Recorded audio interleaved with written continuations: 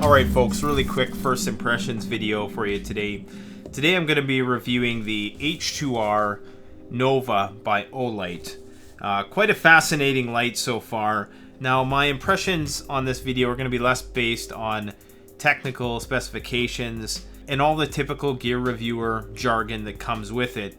And it's going to be more about really my impressions and how this light makes me feel, because there's so many flashlights on the market nowadays and it's easy to just sit here and rattle off specs and tell you what the flashlight does and, you know, throw it on the ground and dunk it in water and turn it on underwater and blah blah blah. We've all seen that 1,000 times before.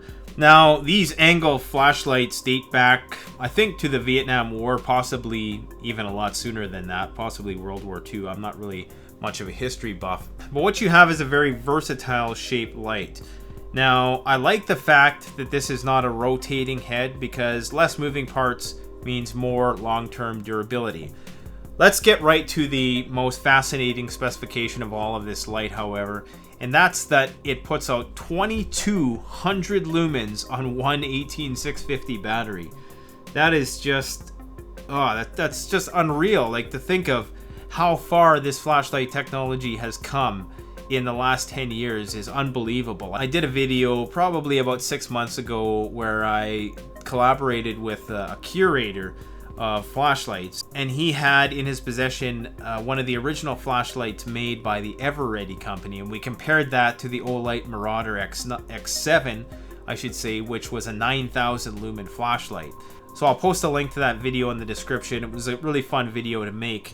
But this is just fascinating for the size of this thing. This is not your typical EDC sized flashlight like this one here, where, you know, it's your typical handheld flashlight for everyday purposes. It's much smaller than that, as you can see. Now, I've done an extensive review of the H2R Nova, which is really this guy's little brother. And that was a great light, and pretty much everything I said about that light you can extrapolate to this light, so I don't have to say it all over again. I'll post a link in the description. Basically, this one's a lot bigger. It's about twice the size, same functionality, same angle head, form factor. It does have the magnetized tail cap, which is what the R signifies, so very easy to charge. You just plug that in via USB. So it has the onboard charging, which is great. You could also, of course, take the battery out and charge it that way. And it's a cool little light. It also comes with a headband strap. Now, don't get me wrong, I love this little light, and this is probably still my go-to headlamp when I'm out in the bush.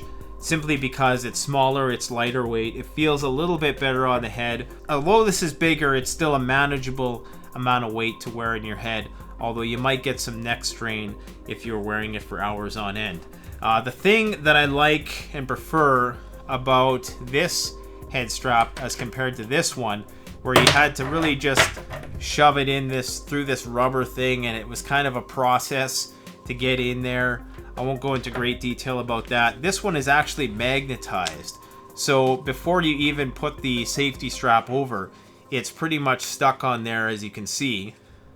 So it sticks on there like that. And of course the back end is magnetized also. So when you do actually put it in there, the magnet's holding it. And then of course you can wrap this safety strap around it and you strap that to your head. It's a 3-point head strap system. In order to manage the weight to avoid the neck strain, they give you that extra strap that goes over your head just to keep it sturdy so it doesn't start to sink over time. And of course you can control your tilt.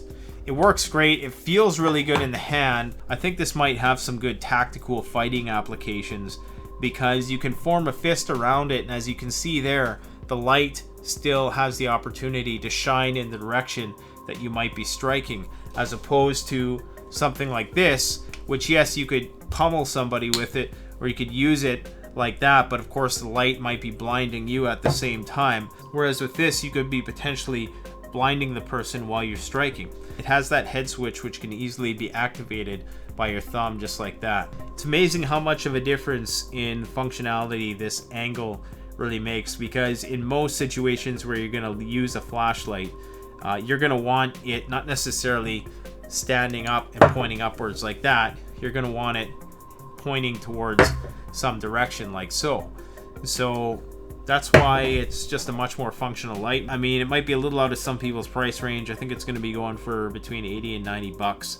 But with Olight, you're always getting quality. I mean, Olight, I don't even have to test it. I just know it's good stuff. The only problem with a 2300 lumens, you're going to want to keep this in mind, is that it's only going to have like maybe a 1 minute run time before it gets too hot and it has to automatically step down to the next setting, which I believe is 600 lumens. So basically they're saying that it can do 2300 lumens for 1 to 110 minutes. So, but it can only do it typically for 1 minute at a time. So you could get that 1 minute 2300 lumen burst of light a few dozen times before it's just not achievable anymore. And at that point, the flashlight's only going to work up to the second highest setting, which is 600 lumens.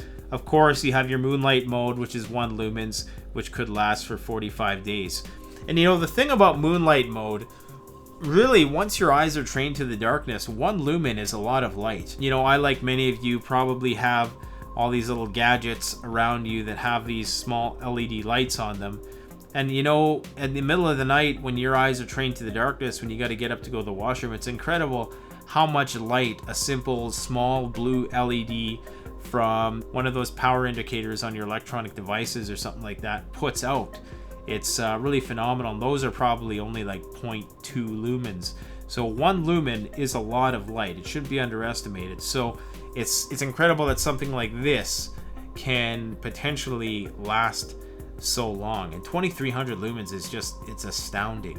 So anyways, just a quick review for you guys. I thought I'd be first past the post with this one because I haven't seen too many reviews of this innovative flashlight yet on YouTube. I got so many flashlights to choose from now. These companies keep sending me, so what I tend to have been doing is just giving them away to family and friends because I simply have too many of them. You know, I can't always say that I use one enough to really do a thorough, in-depth, bang-em-up review.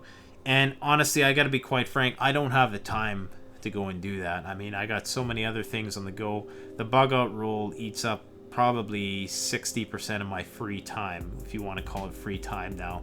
Making YouTube videos takes up the rest. So I don't have time to do this kind of stuff. I mean, yeah, you know, with any flashlight, with flashlights like these, you know, they're drop proof. They've got high ingress protection ratings. You know, if you want to know all the specs, you got 1.5 meter drop proof IPX8, which is the highest ingress protection rating you can get. You got your Cree XHP 50 LEDs, which are phenomenal, and blah, blah, blah, blah, blah. Anyways, I hope you enjoyed this brief and first impressions review of the world's smallest and most powerful flashlight this month, because we all know by next month there's going to be something even crazier than this. Thanks for watching, guys. Canadian Prepper out.